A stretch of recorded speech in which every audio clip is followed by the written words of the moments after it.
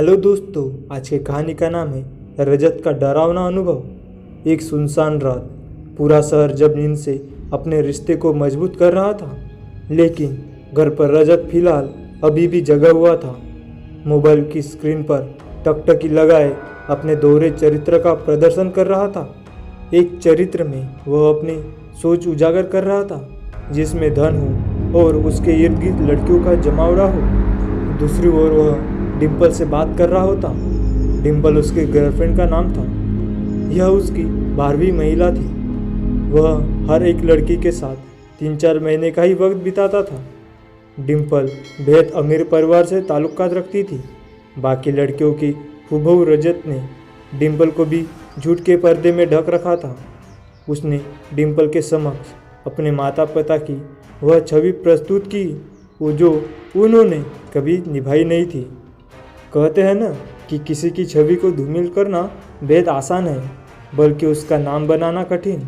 उस अंधेरी रात में कुछ अनसुनी घटना भी संबंध जुड़ा था, जिसकी शुरुआत रजत से होती है। 12:45 की आखिरी झुक। अमूमन रात एकदम शांत होती है। सभी जीव जंतु रात्रि के स्वप्न लोक में खुद को झोंक चुके होते हैं। रात के इस शांति में सिर्फ घड़ी की टिक टिक ही सुनाई देती है, जो उस रात 12:45 का समय दिखा रही होती है। रजत अभी भी फिलहाल फ़ोन पर व्यस्त है। खिड़की के बाहर चांद की रोशनी आज कुछ धीमी है। ठंड भरी शीतल हवा खिड़की के दरवाजे में बनी पतली सी जगह से हवा गुजरते हुए रजत को ऐसा महसूस करती है कि कोई उसे छू रही है, अपने कोमल हाथ से उसे अपने ओर बुला रही है। तभी अचानक रजत के कानों में एक प्रेम से लबरेज आवाज़ आती है, रजत, सिर्फ तुम मेरे हो, मैं तुम्हें खुद से दूर नहीं होने दूंगी। रजत यह सुनकर काफ़ी घबरा गया।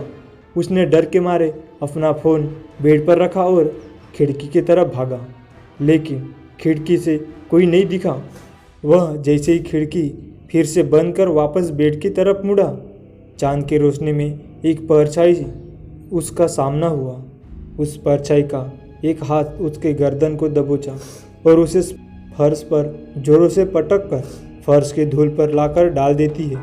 वह उसी वक्त बेहोश हो जाता है और होश में आने के लिए सूर्य के प्रकाश के आने तक का समय लेता है। रजत की अपने माता पिता से बिल्कुल भी नहीं बनती थी। वह हर समय किसी न किसी विषय पर अपने माता पिता से विवाद कर देता था। उसके जीवन में रिश्ते का कोई मूल्य नहीं था।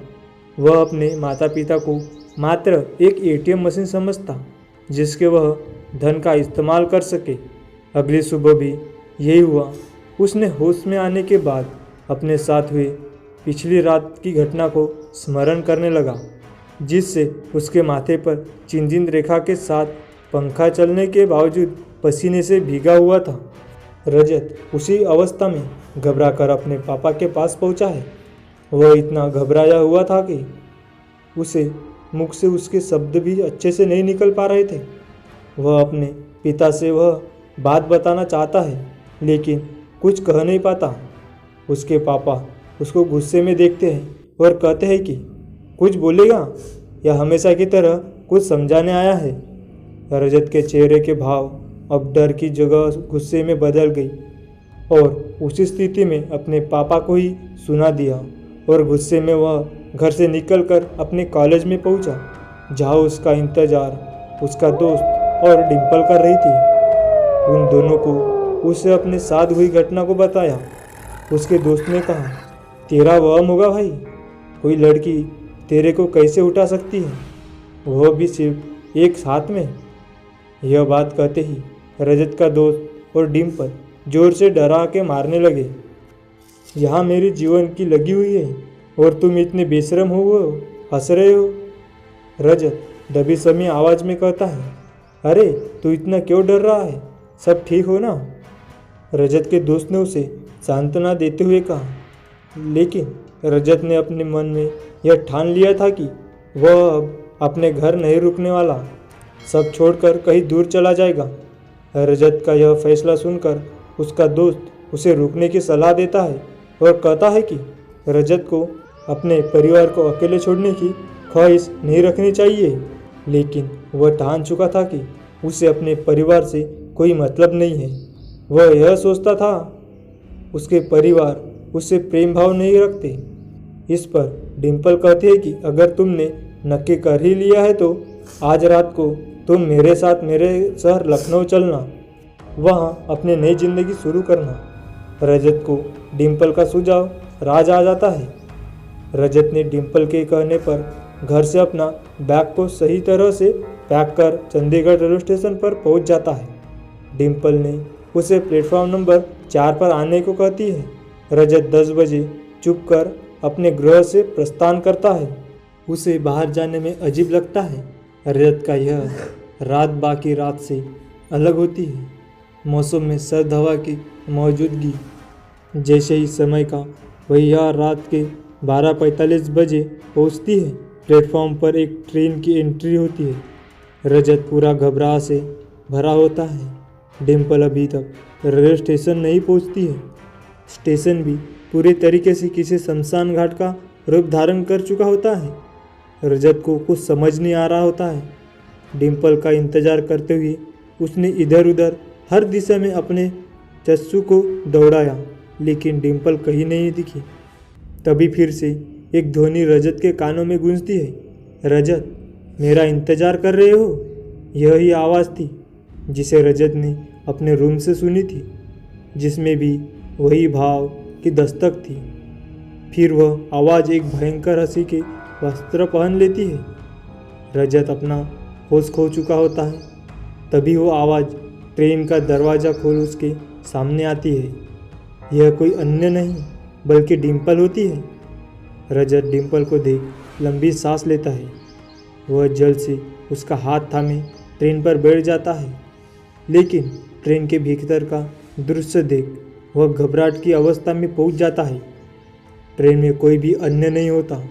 रजत डिम्पल से इस बारे में पूछता है तो डिम्पल उसे कहती है कि यह ट्रेन स्पेशल है जो केवल एक ही बार चलती है, वो भी हफ्ते में एक बार। जिस डिब्बे में वह बैठे हैं वह महंगा है, इसलिए कम ही लोग सफ़र करते हैं। रजत डिम्पल की बात मान लेता है। ट्रेन में घुसते ही डिम्पल उसे कहती है कि उसे बाथरूम जाना है।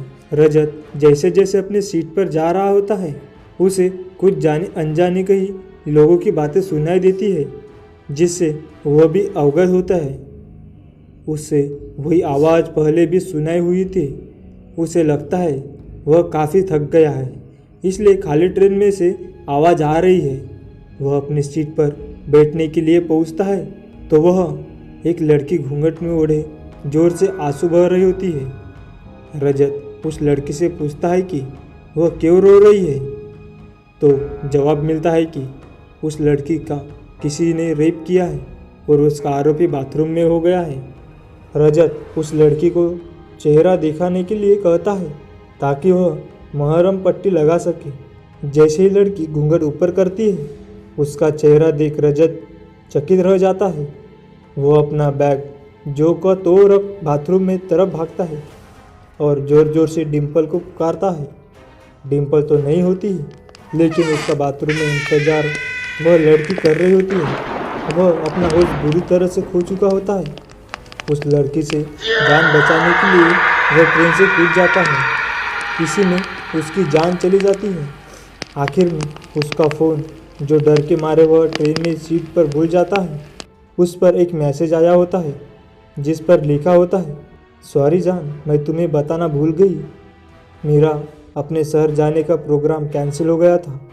दोस्त के साथ डिस्को में गई थी। आई होप तुम समझोगे। लव यू जान। आई होप दोस्तों आपको हमारी कहानी अच्छी लगी हो और आप चैनल पे नए होंगे तो चैनल को सब्सक्राइब और वीडियो को लाइक करके अपने दोस्त के साथ शेयर ज़रूर करना। थैंक यू दोस्तों।